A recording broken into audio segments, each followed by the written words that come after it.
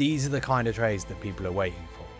It's the kind of trade where you can deploy size, you know what should happen directionally, you can get in and you expect to be shown that you're right very, very quickly. Gold was not quite as lovely a move as you might have thought, but this move here is 150 ticks. So if you're not in right at the top of this, you're seeing yourself possibly the bounce is 100 to come back. You're seeing yourself up to 100 ticks offside. That's really, really difficult to deal with. Perhaps the most impacted market by this is Euro stocks. This peaked after 20 seconds. You can make your month with 3 good trades. If you didn't know that, keep on watching the video. What I'm going to be doing is talking you through the best opportunities of January. Now, January was all about narrative flexibility. A lot of the things that we trade are to do with narrative, to do with fundamental information. If you want to know more about those, click on the link below, come join a webinar. I'll talk you through the 3 big opportunities in the month. Now, I did say at the beginning, you can make your month on 3 trades. That is true. You got to be there every day though, because you don't know when one of these opportunities is going to come up. So the 3 big opportunities, 14th, 16th and 21st of January. Now, these are all about understanding what the narrative is and then what changes. So I'm going to look at the 14th, the civil unrest in Iran, and then the change being the lack of military intervention from the US. Pretty straightforward, this one, in terms of market choice. That's an oil trade. Anything to do with potential restriction of supply of oil, Iran being one of the biggest oil producers in the world, is an oil trade. Straightforward. The next one is trickier in terms of market selection. This was the 16th of Jan. This was the new Fed chair narrative. Who's going to take over after Powell? Joint favourite at the time was Hassett. Now, Hassett, not exactly the best, or seemingly the best potential new chair. From a trader's perspective, he's the one that everyone wants, but not necessarily the one that you would think is actually the best choice. The best market was gold, but I'll explain how you come to that conclusion as well. And finally, the 21st, we're back to last year. Tariff trade. This was the tariff threats against Europe based on the fact that they wouldn't give up Greenland. And then the taco trade, which is the walking back of the tariffs. This was a pretty straightforward review of last year. S&P, Euro stocks, gold are the 3 markets to go for. So let's get to it. First one, the Iran civil unrest trade. Now, what we got is tensions increasing in Iran. Trump has threatened to attack Iran if the killing doesn't stop, the killing that is of protesters, or at least the believed killing of protesters. And Trump also then, leading into this, has kind of set it up. We had various comments in the morning of this and even the day before that personnel being advised to leave various military air bases. You know, the one in the morning was in Qatar, but they'd already suggested leaving military base in other parts of the Middle East. What this really helps with is the scale of the opportunity. This morning comment comes out and you get this nice steady rally in oil. It's not a spectacular quick rally, but it's a nice and steady rally which runs you up around about 160 ticks, so $1.60-ish. So we got a pretty decent little move up. So that's the low of the move. This is a 60-minute chart. This is your 1-minute chart. Low of the move down here. We're trading up here. This does mean that you've got a really nice clear target to reverse this move. Nice and straightforward. So we've got the structure. The market is set for it. You've had this very, very strong rally up around about $6 over the course of the previous few days. So we're all set. And this is where, when it comes to trading narrative, it's about saying to yourself, right, where's the opportunity? The big opportunity now is that the military threat from the US doesn't happen. If it doesn't happen, then you know that we can have a retracement of some of this recent pricing in of military intervention. So you can be ready for it. Trump then comes out just after 8 o'clock. We have been told that killing in Iran has stopped and there is no plan for executions. There you go. The reason that the military involvement from the US would happen is based on further killings in Iran. It is not happening, at least according to Trump, and therefore the reaction is almost instant reversal of that run up. This was the run up in the morning, so it gives you a nice clean target down at 60.30. That's just down here, and there we have it, 2 minutes and you're down to target. These are the kind of trades that people are waiting for.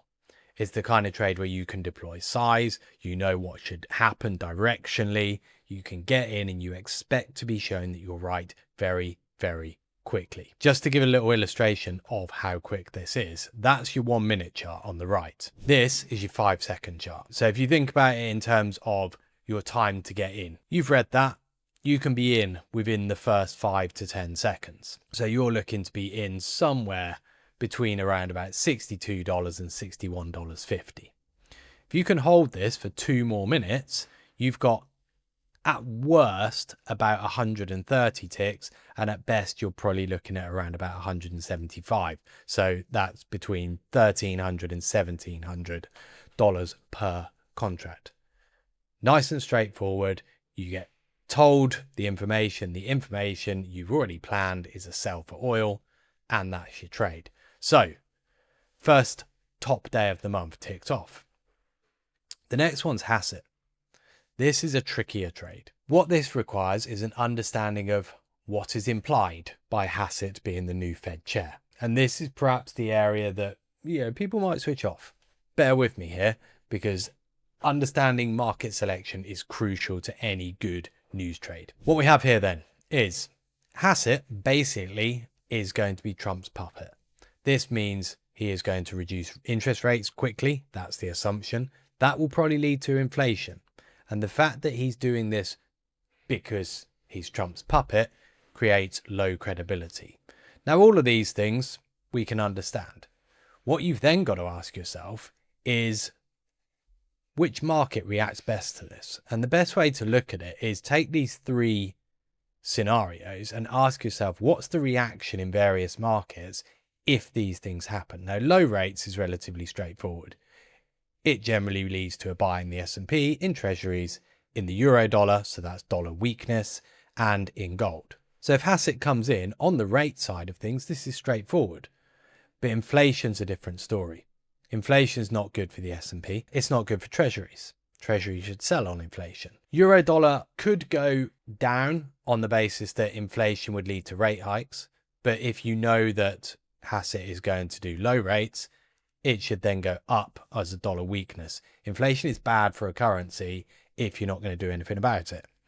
And inflation is a positive for gold, so we should see gold rallying. Credibility as well. You can go through this. S&P is not a good look for credibility. Treasuries, you may see them go down and then up on the basis that, well, if it lacks credibility, we need some safety, so buy treasuries. The dollar should weaken on a credibility, so that's a buy. And gold should also rally as a safety play. Nice and simple then. You go through the different permutations. There is one market that stands out. It goes up in each scenario if Hassett comes in. Therefore, if Hassett does not come in, we should see a sell-off.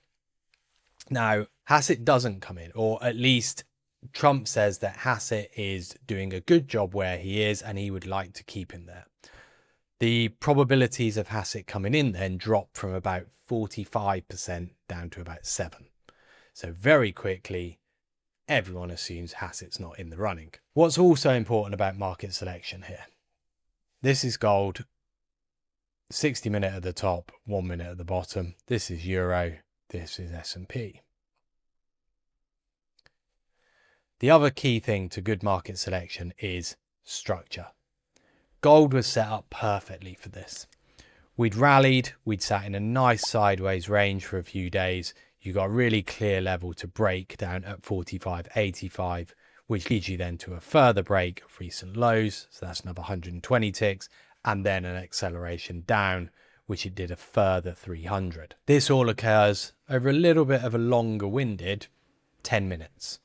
So a bit of a trade you got to hold on for a little bit longer. But look at the reactions in the euro. Euro goes down, it does continue along with gold. The S&P goes down, it goes up, it goes down, and then later it reverses. Very, very difficult to actually capture the S&P move simply because of how far back it's going to come in your face. This is where selection is important. Gold, when you run through the permutations, is the clear selection.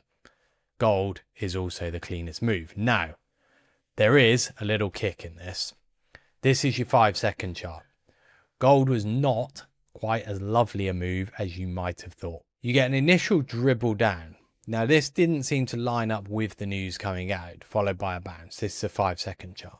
Then you get this very quick drop on 5-second chart, followed by another significant bounce. Now, it doesn't look that much in comparison to the entire move, but this move here is 150 ticks. So if you're not in right at the top of this, you're seeing yourself possibly the bounce is 100 to come back.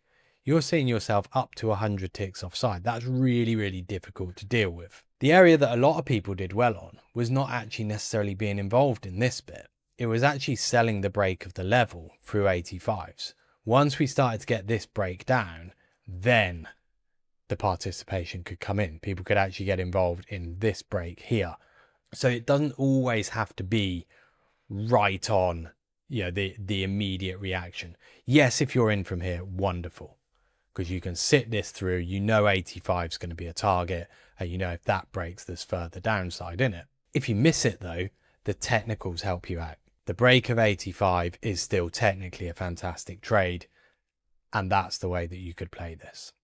Note as well the volume that comes in as we start to see the breaks here. It's not just on this initial move, it's once we start to get the breaks through 85. So that was perhaps the hardest one of the month, simply because of the pullback in it and the sort of steadier flow of that move.